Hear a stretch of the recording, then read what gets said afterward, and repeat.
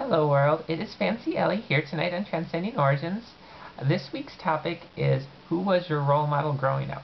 And I was a little confused on this one because I never really identified growing up like, oh, this is my role model. But I kind of realized like the people that I tended to base my life on, or kind of base my general role on, were people that weren't really real growing up. And what I mean by that is I've been basing a lot of my life, well, my ambitions and the way I structure things kind of on book characters. And I guess it's always kind of been changing throughout the years here, but I like early on as I can remember, like in elementary school, I identified most with Don Quixote, which I know it sounds kind of strange, Don Quixote in elementary school. That was actually one of like the first major novels that I actually ever read. So people are always kind of teasing me for it. Anyways, yeah, I identified a lot with him, and like I kind of realized that this is what I've done with role models growing up throughout my life. Is I've looked for role models that I guess I can identify with that might have like characteristics like just slightly outside of my normal range. And with Don Quixote, it's like he had a lot of like crazy ambitions, and like it really, and he pursued them though. He actually was just like, you know what, screw it, I'm gonna do it. And so I always looked at like his little crazy adventures, despite the fact that he was constantly getting made fun of during his stories. Like the fact that he was actually willing to do put in the effort to actually go through it. The fact that he actually has follow through. That was to me something that like I viewed as something that I was kind of lacking that I really wanted to have. And so I used him kind of as a role model, kind of going throughout like elementary school and I guess early high school. And then like in high school, I got really into like the Myst series. Like there was like the whole video game series called Myst, and then like there was this whole book series adjacent to it called Myst. And there was this character named Atris in it, or Atris, I think it's Atris, yeah.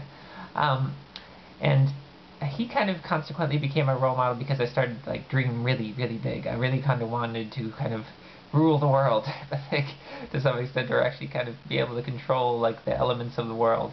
And with Atris, he was in the whole Myst series. There's these people who are essentially kind of they're called the Dunny, and they can essentially write in worlds. They can write in books, and then that becomes like a world. Probably explained that pretty poorly, but they could create worlds just by writing them down, essentially. And to me, that was like, I mean, it sounds silly to say that was kind of an ambition of mine, but that's not specifically how I had an ambition of it. But it was more so I just wanted to be able to kind of control my own world and control every little element of it. And so that was my role model at the time. I've always been kind of a little, I guess, little bit of a dreamer, but so I guess that's kind of why I base a lot of my role models on book characters. Then kind of I guess going through early college, I uh, I really started to identify with this one book character called Lucas Corso, off of it's this book called The Club de Mas. And if you guys have ever seen the movie The Ninth Gate with Johnny Depp, that movie was actually based on the book The Club de Mas. It's by Arturo Perez Reverte. And like the character Lucas Corso, he was just very, very, very self-involved, very selfish, conceited type of individual. But like consequently, like this whole story started revolving around him because of like his own self-centeredness. And like things started coming to him, and things were always working out for him due to his own self-centeredness. And, like the whole book is kind of revolved around it's kind of like a book detective type of mystery type of thing, and like focusing all around like Three Musketeers and like Alexander Dumas. And well, the reason why I actually first started reading that book was because of the like Three Musketeers series, because I just finished reading like throughout like all the books in the Three Musketeers series, and I was like, I really like Alexander Dumas. And then I was googling him online. I was like, oh, you know what? There's a book that is like all about him, but like in a very crazy fictional way. And so I really kind of fell in love with character Lucas Corso. I really wanted to be like him. I wanted to be conceited and selfish and have things just kind of come my way and really kind of work out in this kind of like selfish manner.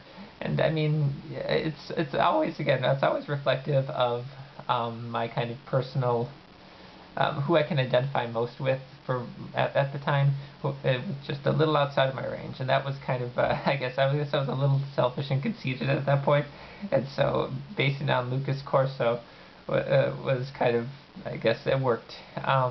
Then the next one, and to this day I still kind of base a lot of my doings on this particular role model. Though I mean, I'm starting to get a little more real about things.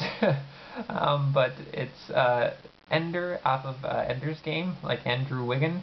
Like the author is Orson Scott Card. I don't know if anybody's ever read Orson Scott Card Ender's Game series, but like in it, Ender, he's very he has like a shrewd understanding of human nature, and enough where he can basically kind of get people to do exactly what he wants them to do, and basically he is able to fulfill all of his ambitions just kind of by sheer will, you know. And there's not like this like having to like really really study and like have to put in all this effort. He's just naturally kind of like this, and so I've always kind of wanted to be able to have this like natural intuition about people. I've never really had it. But I kind of envy those that do, and I think to some extent that's kind of why I have him as kind of a slight bit of a role model. Lie. um, it's way late again, and I'm drinking coffee tonight, despite the fact that it's way late, because I'm pulling an all-nighter. But anyways, if you kind of look at like how all the characters that I've been mentioning, it kind of goes from like this totally like fanciful, like out there-ness to actually starting to get a little more with it. And who knows, maybe like eventually my role model is going to be a very, very non-fiction person, a very real person versus these book characters. But I guess that's basically where I'm at with role models. So I'm sure the rest of you guys probably have a little more real role models, but I'm curious to hear it, because maybe I can learn a thing or two. Alright, good night, YouTube.